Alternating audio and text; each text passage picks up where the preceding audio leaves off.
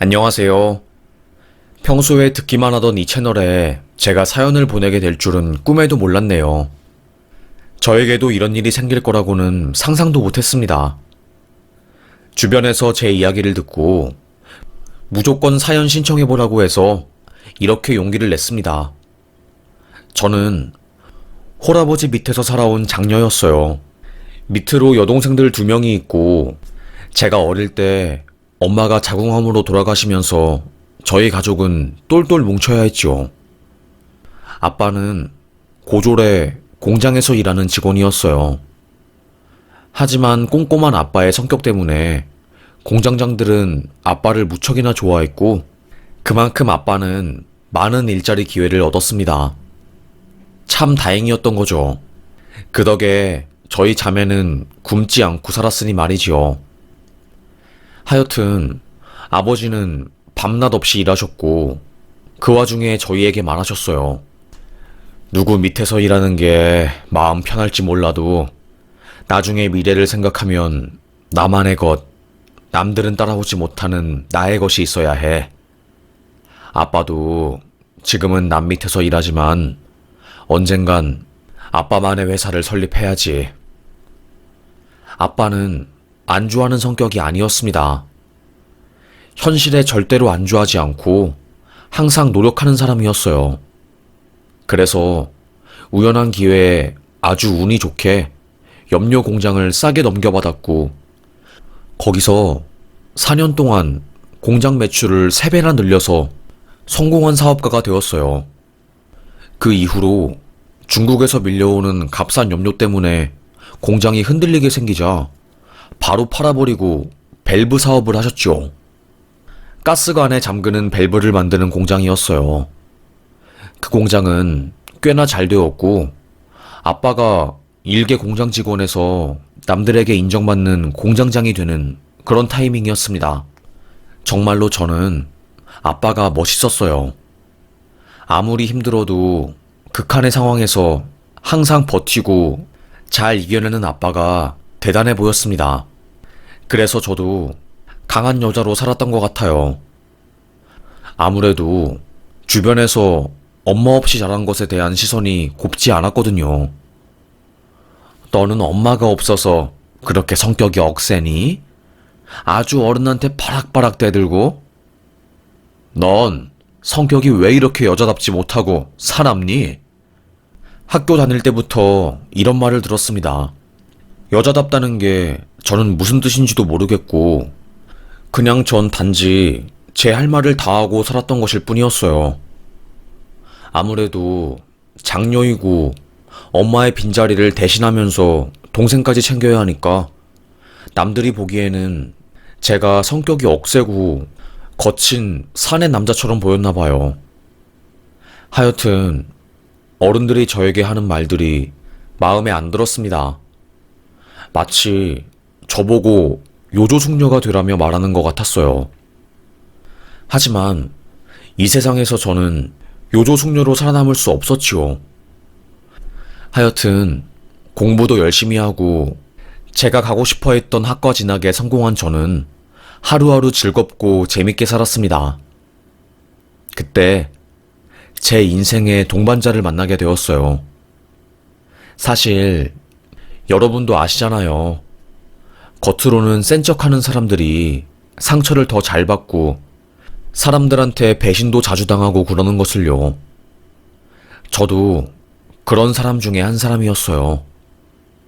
아무래도 저의 나약한 마음, 숨기고 싶은 가정 환경들 때문에 겉으로 더 세게 말하고 틱틱대고 그런 것이 분명히 있었지요. 하지만 제가 만난 남자는 그런 저를 무장해제하게 만들었어요. 유진아, 내 앞에서는 센 척하지 않아도 돼. 나는 유진이 네가 얼마나 좋은지 몰라. 너라는 사람 그 자체로 내게는 선물과도 같고 힘들 때면 힘들다고 말하고 의지하고 싶을 때면 의지하고 싶다고 말하면 돼. 그러니까 나를 믿어. 내게 기대. 이제는 집안을 혼자서 책임지려고 하지 말고 네 어깨에 있는 그 짐 같이 나누어 가지자. 엄청 감동했지요. 항상 모든 것을 혼자 판단하고 결정하고 책임져야 했던 저에게 누군가 인생의 짐을 함께 들어준다고 말하니까 그 말뿐이어도 너무나도 감동이었습니다. 그때부터 제가 그 남자한테 온 마음을 다 준 것 같아요. 이 사람이라면 나의 모든 것을 맡겨도 되겠구나. 정말로 이 사람이구나 싶었습니다. 그래서 사귄 지 얼마 되지도 않아서 바로 결심을 했던 것 같아요. 결혼 결심이요. 주변에서도 야, 니네 커플은 진짜로 결혼까지 꼴이 날 것 같아. 너무 대단한데? 어떻게 이럴 수가 있냐? 참, 대박이다, 정말로. 그래, 너네처럼 서로 죽고 못 사는 커플은 처음이다. 유진이를 어린 아이처럼 무장해제 시킨 남자는 네가 처음인 것 같아. 제 주변 사람들은 온순하게 변한 저를 보고 신기해했어요. 사랑이 저를 그렇게 만든 것이었죠. 하여튼 결국에 대학을 졸업하고 취업한 뒤에 저희는 결혼에 꼴이 나게 되었습니다. 남편이 아이를 안 좋아해서 아이 없는 부부로 살기로 약속을 하고 하루하루 살고 있었어요. 남들과 다를 바 없는 신혼이었지요. 신혼 초에는 좋았다가 시간이 갈수록 티격태격하는 부분들도 있고 부부싸움도 막 하기도 했고 하여튼 뭐 남들처럼 살았어요. 그래도 행복했지요. 저에게 다가올 사건을 꿈에도 못 꾸고요.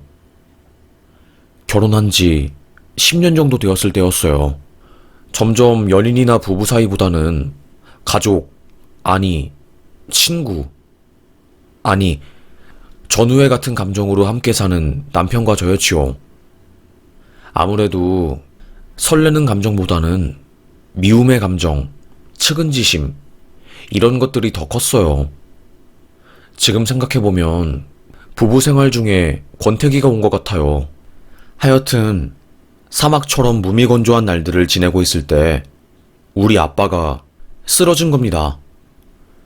연매출 수십억, 100억대를 넘나드는 사업체를 운영하던 아빠가 과로로 인해서 쓰러진 거였어요. 아버님이 쓰러지셨어요. 지금 큰일 났으니까 응급이니까 빨리 병원으로 오세요. 너무너무 놀랐습니다. 공장 직원의 전화를 받고 저는 한 걸음에 병원으로 달려갔어요.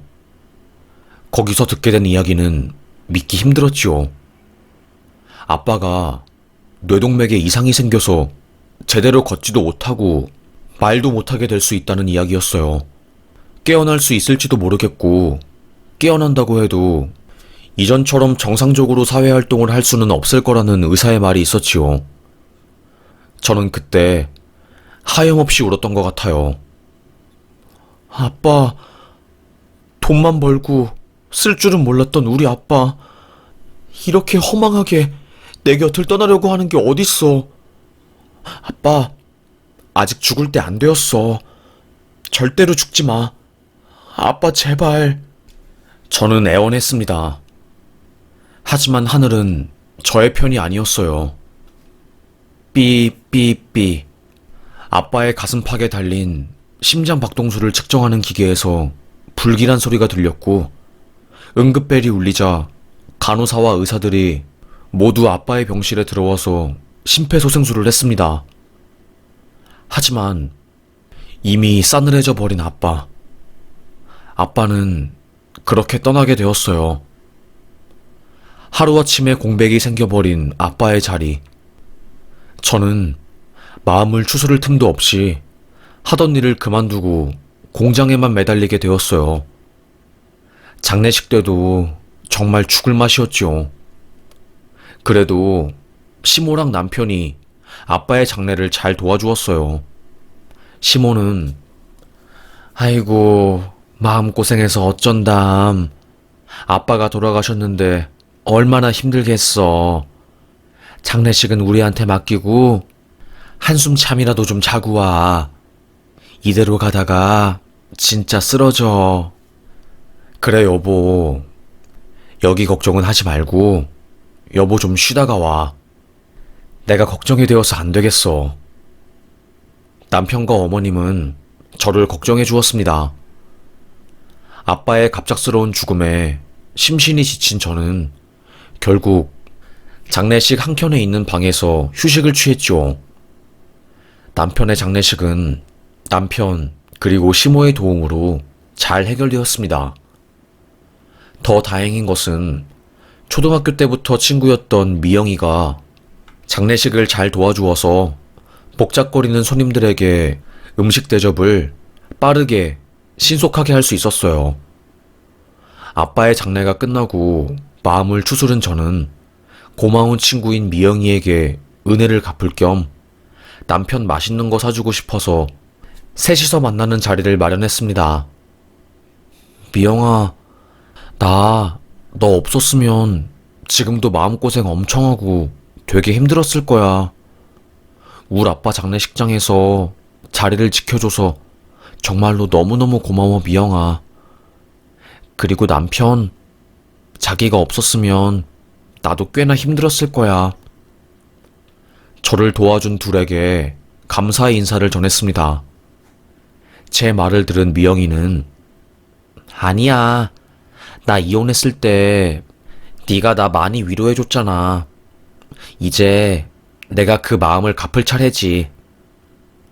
저희는 서로의 삶을 품앗이하면서 살고 있었어요. 아빠의 장례가 끝난 이후로 저는 패션 관련 일을 하는 것도 그만두고 바로 공장에 뛰어들게 되었죠. 미대 출신인 제가 이공계 사람들이 일하는 공장에서 어떤 걸 할 수 있겠어요. 그나마 회계에 제가 능숙했기 때문에 사장의 자리에서 회계 관련으로 밀린 서류들을 정리하고 아빠가 하던 계약과 사인을 제가 할 뿐이었죠. 하면 할수록 맞지 않는 옷을 입었다라는 느낌이 너무나도 강했습니다. 정말로 힘들었어요. 이건 아닌데 어떻게 하지? 하면서 안절부절한 날들이 수도 없이 많았지요. 점점 저는 초췌해지고 안색이 안 좋아졌던 것 같아요. 잘 하지도 못하는 일을 덜컥 맡았으니 말이지요. 그때 남편이 그러더라고요. 당신 많이 힘들지? 당신이 아버님 일 갑자기 덜컥 맡게 되어서 안색도 되게 안 좋고 내가 다 마음이 안 좋아. 당신은 미대 출신인데 갑자기 그런 일을 맡게 되었으니까. 그래서 내가 제안을 하나 하고 싶은데. 남편이 저에게 뜸을 들이면서 무언가를 말하는 것을 주저하더라고요. 저는 왜? 무슨 일인데 뭔 말을 하려고 하는데 그렇게 뜸을 들여? 이상하다 당신. 그게 아니라 당신이 힘들어하는 것 같아서 내가 아버님 자리를 대신 맡아서 일하는 게 어떤가 싶어서. 나는 대학 전공도 기계공학에다가 공대 출신이니까 아무래도 밸브 관련 설계도를 이해하기 쉽고 내가 일 처리를 더 잘할 수 있을 것 같거든.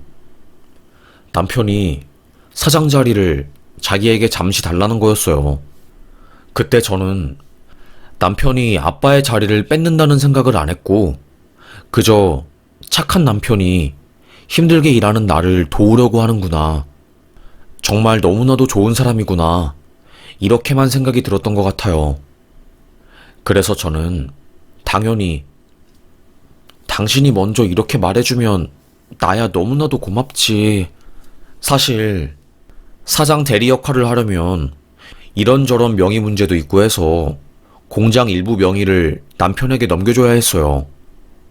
당연히 저는 남편과 결혼 생활한 지 10년이 넘었고 무한한 신뢰를 줄 수 있는 사람이었기에 공장 명의를 넘기고 남편에게 이사 직함을 부여하려고 했습니다. 서류 작업까지 제가 틈틈이 하고 있었어요. 남편은 퇴사를 하고 공장에 나와서 부단히 일을 하고 공장이 돌아가는 과정에 대해서 익히고 있었고요. 하여튼 갑자기 돌아가신 아버지가 남긴 일거리들을 처리하느라 엄청 바빴습니다. 바쁘니까 제 자신을 돌보기 힘들었고, 저도 심적으로 지쳤던 것 같아요. 대학 동기를 만나서 그동안 쌓였던 감정을 풀려고 한 막걸리 집에서 약속을 잡았습니다. 저는 아직도 그날이 생생해요. 부슬비가 내리는 날이었고, 막걸리 집에는 사람이 딱 한 테이블만 있었어요. 제가 먼저 자리에 착석을 하고 음식을 시키고 있는데, 건너편 테이블에서 누가 저를 보고 허리를 숙여서 조심스럽게 다가온 겁니다. 혹시 하늘 장례식장에서 몇 달 전에 아버님 보내신 분 아닙니까? 저는 놀랐습니다. 자세히 보니까 장의사였어요. 우리 아버지 염을 하시고 입관식 할 때 도와주신 분이었지요. 술을 얼마나 많이 마신 것인지 목부터 빨개져서 술 냄새가 진동을 했습니다. 그분은 저에게 갑자기 아직도 남편이랑 결혼 생활 하시고 계세요? 네? 아니, 갑자기 그런 거를 왜 물으세요? 이혼 안 했고 잘 살고 있어요. 아이고, 남자 보는 눈이 없네, 진짜. 그 장의사는 한풀이를 하듯이 저에게 갑자기 이야기를 하는 거였어요. 그 남자가 저에게 한 이야기는 너무나도 충격적이었습니다. 참, 내가 장의사 일하면서 별의별 일을 다 겪어보았지만 이런 일은 적응이 안 돼. 당신 남편이 입관식 끝나고 어머님이랑 저 찾아온 거 모르시죠? 입관식 때 친인척 분들이랑 당신이 노잣돈으로 쓰라고 아버님 주머니에 넣어둔 돈, 그거 달라고 하더라고요. 남편이랑 당신 시어매가. 아휴, 사돈 노잣돈 달라고 하는 사람이 세상 천지에 몇이나 있겠어요. 에휴. 그 장의사의 말을 듣고 저는 깜짝 놀랐어요. 거짓말 치지 말라고, 진짜 내 남편 이야기냐고 수도 없이 물었지요. 그러자 술에 취한 장의사는 비틀거리면서 테이블로 돌아갔습니다. 아니, 평화로운 내 마음에 불 지피고 떠난 장의사가 너무 어이가 없고 이야기를 끝까지 들어야겠다는 오기가 발동을 했어요. 장의사가 있는 테이블로 갔습니다. 장의사는 술에 취해서 잠에 들었고 그 앞에 있는 일행이 저에게 말하더라고요. 이 사람이 한 말 다 맞아요. 저도 그때 그 상황에 같이 있었고 제 아들이 검찰에서 수사관으로 일해서 항상 저한테 언제 어디서 일이 터질지 모르니까 녹음기를 들고 다니라고 하거든요. 그때도 제가 가슴 주머니에 녹음기를 넣어왔는데 그때 대화가 다 녹음되어 있어요. 그 남자는 저에게 그날의 일을 상세히 말해 주었어요. 필요하면 그때 녹음도 보내줄 수 있다고 진짜라고 하면서요. 충격이었습니다. 장례식장에서는 그렇게 살뜰히 우리 아빠 장례를 챙기더니 뒤에서는 노잣돈을 훔치려고 하는 그들의 꿍꿍이를 도저히 모르겠더라고요. 순간 저는 뒤통수를 한 대 후려맞은 것 같은 기분이 들었습니다. 저는 그때부터 남편을 의심했어요. 핸드폰을 싹 다 뒤지고 남편 몰래 컴퓨터도 뒤졌는데 거기서 진짜 어마어마한 게 나왔습니다. 시모와 남편의 대화, 그리고 초등학교 동창인 미영이와 남편의 은밀한 만남까지 충격의 도가니였습니다. 남편과 미영이는 우리 아빠 장례식장에서 만나 3일을 꼬박 함께 일하면서 꽤나 가까워졌고 그때 사랑이 싹튼 거였어요. 소름이 돋았지요. 제가 아파서 방에서 쉬고 있을 때 그 둘은 이야기를 하면서 가까워졌고 저에게 권태감을 느낀 남편은 미영이와의 설레는 감정에 휩싸여 외도를 하게 된 겁니다. 미영이도 그때 남편과 이혼을 하고 외롭고 힘든 시절을 보내고 있었던 때였고요. 둘이 아주 찰떡궁합으로 상황이 맞아떨어져서 불륜질을 한 거고, 미영이는 제 남편에게 우리 아빠 공장을 차지하라고, 그 다음에 이혼하고 우리 재혼하자고 꼬드긴 겁니다. 시모도 제 남편에게 문자로 그랬더라고요. 장인 돌아가셨으니 네가 그 공장 가져야 하지 않겠니? 네 아내는 기가 워낙에 세고 성격도 억세니까 순순히 그 공장 넘길 리도 없고 네가 알아서 살살 구슬려 봐야지. 그러게 엄마, 와이프 성격이 워낙에 세니까 나도 뭐라고 함부로 공장 이야기 꺼내기가 좀 그렇네. 일단 상황 봐서 내가 공장 사장 자리 차지할 테니까 기다려봐. 그리고 공장 명의 이전받고 몇 년 뻐기다가 이혼하면 그 수십억, 수백억 공장 내 손에 들어오는 거지.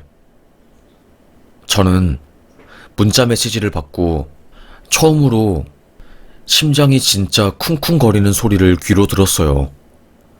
피가 거꾸로 솟는 느낌이 뭔지 알겠더라고요.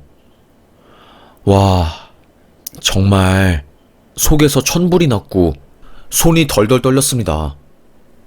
아무리 생각을 해도 이건 아니었습니다. 내 친구랑 바람난 것도 모자라서 우리 아빠 공장을 뺏으려고 계획적으로 내게 다가온 거구나. 어떻게 이럴 수가 있지? 진짜 어이가 없었습니다. 저 그때 고삐가 풀린 것 같았어요. 화가 나는 것을 겨우겨우 마음에 잠재우고 증거자료를 모아서 제 컴퓨터에 옮겼습니다. 그리고는 입을 싹 닫고 모른 척을 했어요. 그 다음날 제가 강원도로 계약을 하러 가는 날이었거든요. 아침에 남편이 여보, 오늘 강릉 가서 하룻밤 자고 올라오는 거지? 너무 보고 싶을 것 같아. 조심히 갔다 와. 응, 알겠어. 인사를 했습니다. 속으로 저는 지랄한다. 뭐 보고 싶을 것 같아? 내 친구 미영이랑 바람 피우잖아. 내가 그거 모를 것 같니? 어디서 망둥이처럼 생긴 것이 입 나불대고 있어? 라고 생각을 했지만 침착한 표정을 유지하고 집을 나섰어요. 그런데 톨게이트를 지나고 있을 때 거래처 쪽에서 문제가 생겨서 약속을 미뤄야 할 것 같다는 전화가 온 거였습니다. 저는 차를 다시 돌려서 집으로 갔죠. 당연히 남편은 공장으로 출근한 줄 알고 있었고, 저는 집에 가서 좀 쉬다가 변호사를 만나서 이혼소송 관련 상담을 하려고 했어요. 세상에. 근데 제가 그날 엄청난 일을 겪어야 만 거죠. 집에 비밀번호를 누르고 들어가니 집안에는 아주 무당이 칼날 위에 올라가서 쌩난리가 난 겁니다. 남편이랑 시모는 무릎 꿇고 무당 이야기 듣고 있고, 대문을 열고 제가 들어오니 그들이 전부 저를 쳐다보고 깜짝 놀라더라고요. 저도 놀랐지요. 무슨 집에 오색깔 깃발이 걸려있고 바닥에는 쌀알이 퍼져있고 무당 옆에서 북치는 사람은 팥을 제 남편이랑 시모한테 뿌리고 있고, 이게 뭔 시트콤 드라마인가 싶었습니다. 알고 보니 시모가 무당을 불러서 제 남편이 우리 아빠 공장 무사히 뺏게 해달라고, 그리고 저의 억센 기, 성격을 죽이고 자기 아들이 며느리를 밟고 올라가게 해달라고 무당까지 불러서 그 난리를 친 거였죠. 와, 저는 참을 수 없었습니다. 단전호흡으로 진짜 성악하는 사람처럼 지금 뭐 하는 짓이야? 소리를 빡 질렀습니다. 놀이공원에서 코끼리가 꾸에 소리 지르는 느낌으로 말을 했어요. 무당은 제 목소리를 듣고 어머어머 하면서 칼날 위에서 미끄러졌고, 순간 발에서 피가 쫙 나면서 부들부들 떨더라고요. 그리고서는 저를 보고 보통 기운이 아니야. 장군 기운이야, 장군 기운. 장군을 내가 몰라봤어. 말을 하시더라고요. 그리고는 옆에 있는 북을 가지고 있는 조수처럼 보이는 분에게 가자. 이러다가 화만 당하겠어. 이런 기운을 가지고 있는 사람은 건드는 게 아니야. 이러다가 우리까지 벌받아. 무당은 저에게 90도로 인사를 하고 나가려고 하더라고요. 저는 무당의 그 싹 돼지기름 발라가지고 묶은 똥머리를 탁 잡았습니다. 집은 치우고 가야지. 이거 누구 보고 치우라고. 소리를 지르니 무당이 화들짝 놀라서 어버버 거리더니 바로 납작 엎드려서 바닥에 떨어진 쌀이랑 파치랑 주워서 쓰레기통에 버리고 저는 그 조수한테 걸레를 던지면서 집안 싹 닦으라고 소리쳤습니다. 진짜 저도 제가 웃겼어요. 무당을 상대로 기싸움에서 이긴 제가 어처구니가 없었지요. 남편이랑 시모는 입이 떡 벌어진 채로 저를 보았습니다. 남편의 망둥어 같은 입술을 손바닥으로 팍 때린 뒤 저는 소리쳤어요. 네가 미쳤구나. 내 친구 미영이랑 바람 피우는 것도 모자라서 이제는 우리 아빠 노자똥까지 가지고 가고 공장도 뺏으려고 해? 화가 난 저는 남편의 눈썹 사이에 난 노란 색깔 여드름을 엄지손가락으로 팍 눌렀습니다. 무슨 콩국물 같은 염증이 쭉 튀어나왔고 남편은 으악거리면서 고통을 호소했어요. 저는 웃으면서 말했지요. 아주 꼴에 바람 피운다고?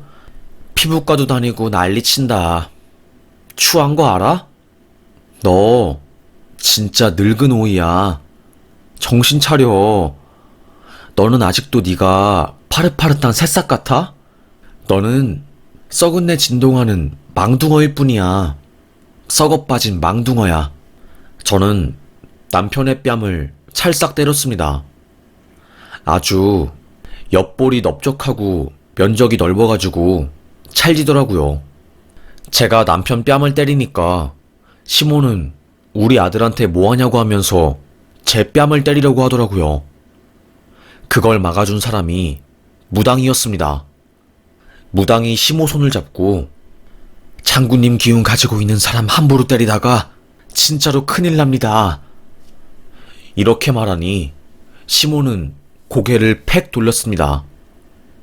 아주 무당은 집 청소하고 남편은 여드름 터져가지고 거울 보면서 울고 시모는 고개만 팩 돌리면서 끝까지 자존심 안 상한 척하고 개판이었어요.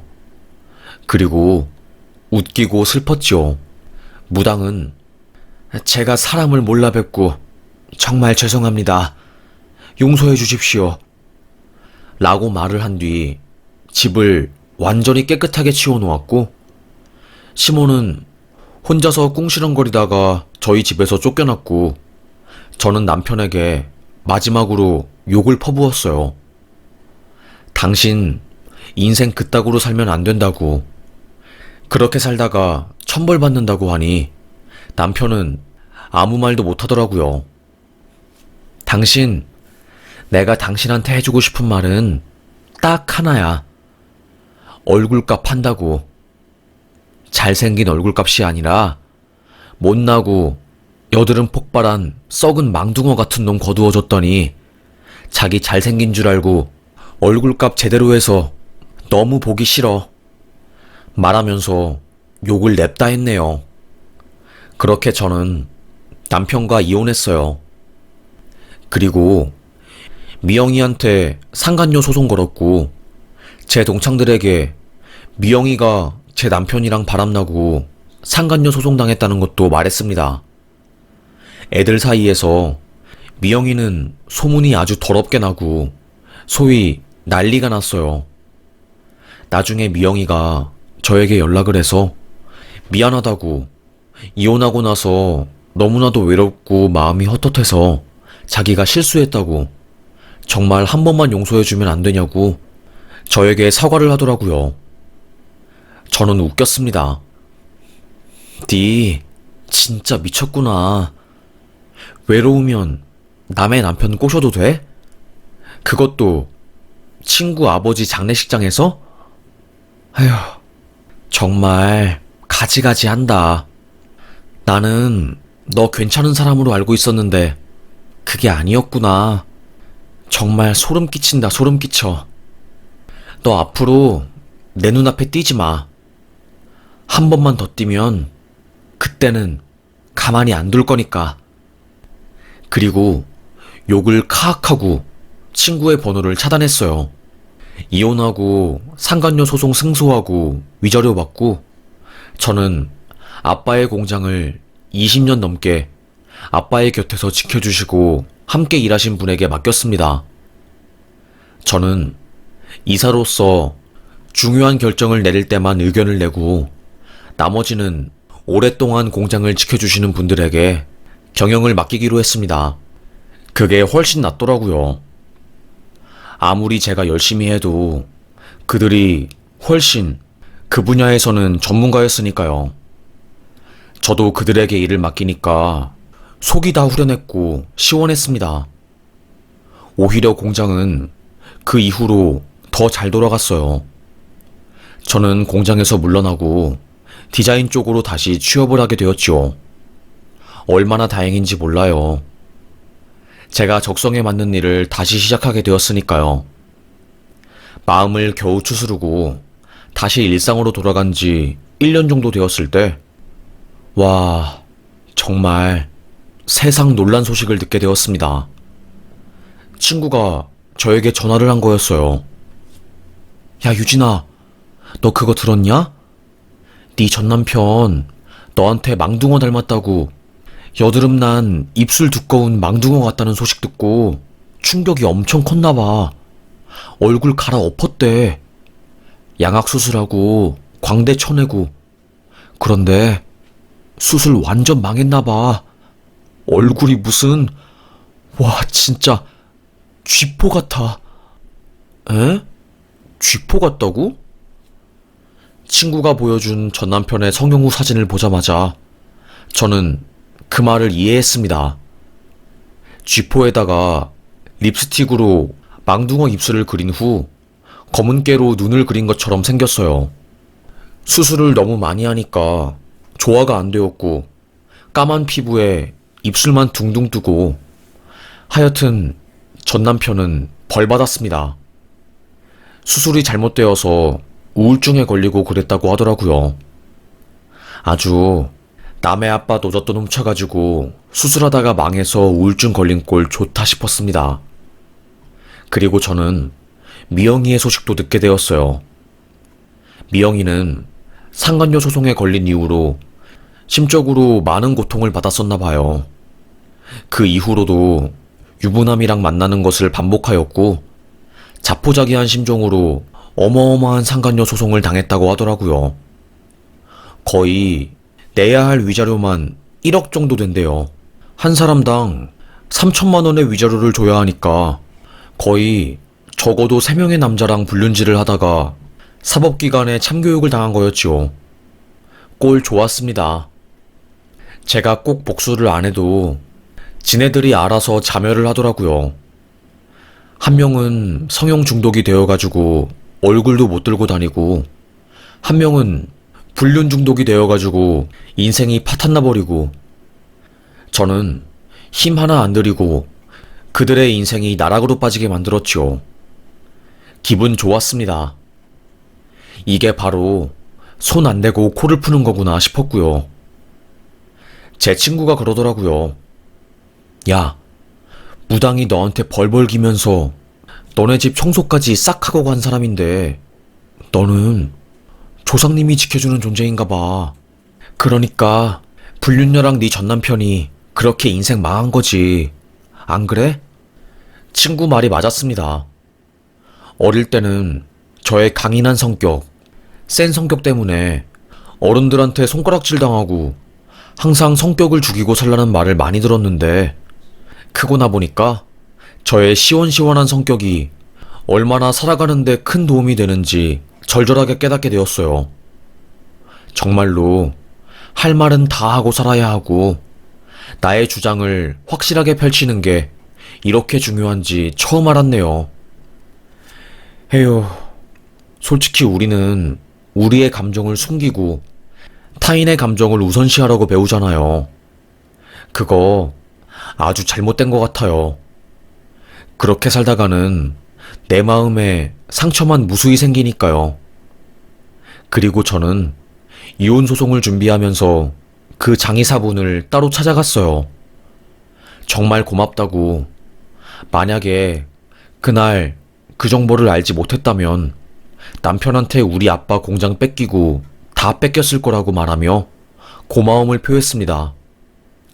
그 장의사는 기억이 날 듯 말 듯한데 하여튼 그래도 잘 해결되어서 정말로 참 다행이라고 하면서 되려 저를 위로해 주더라고요.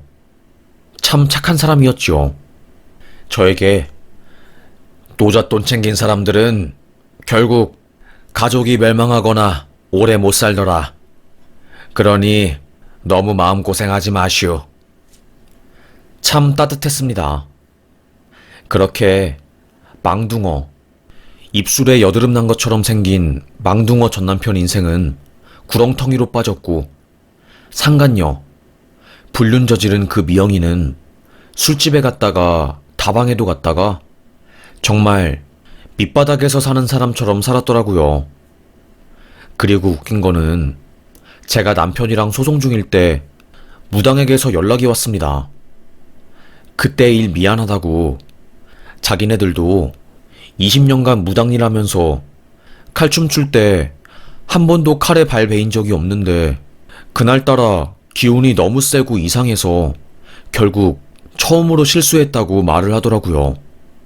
오죽했으면 실수까지 하고 세월이 지났음에도 불구하고 이렇게 연락해서 사죄를 할까 싶었습니다. 그래서 저는 무당들에게 이제 그 이야기는 그만하고 사람 사주하고 저주하는데 신기 쓰지 말라고 했습니다. 무당들은 고개를 조아리면서 알겠다고 하고 뒤로 물러나더라고요. 참 그 모습을 보는데 신기하기도 하고 어이가 없기도 하고 그때 만감이 교차하더라고요. 우리 아빠 돈을 노리고 무당까지 불러가지고 구술한 어머님과 전남편. 참 인간은 간사하고 속을 모르는 존재구나. 마음이 아팠어요. 어찌되었건 믿었던 사람에게 저는 배신을 당한 거니까 초반에는 충격이 크고 그랬지요. 그래도 시간이 지나면서 저는 마음의 상처가 아물었고 지금은 상당히 정신적으로 편해지고 괜찮아진 상태입니다. 아직도 그날을 생각하면 너무나도 화가 나지만 제가 운이 좋았어요. 막걸리집에서 장의사를 만난 것도 천운이었고 그 장의사가 술에 취해 저에게 이야기를 해준 것도 운이 좋았지요. 그리고 무당이 저를 보고 쫄아가지고 실토를 하고 사과한 것도요. 아마도 하늘에 있는 아빠가 저를 지켜줘서 제가 이렇게 저를 괴롭히는 사람들이 많아도 술술 헤쳐나갔나 봐요. 이제는 아빠에게 부끄럽지 않게 자랑스러운 딸이 되도록 노력을 해봐야죠. 그럼 저의 사연을 들어주셔서 정말 감사합니다. 저는 사연 여기서 마무리하겠습니다. 모두들 행복하셨으면 좋겠어요. 감사합니다.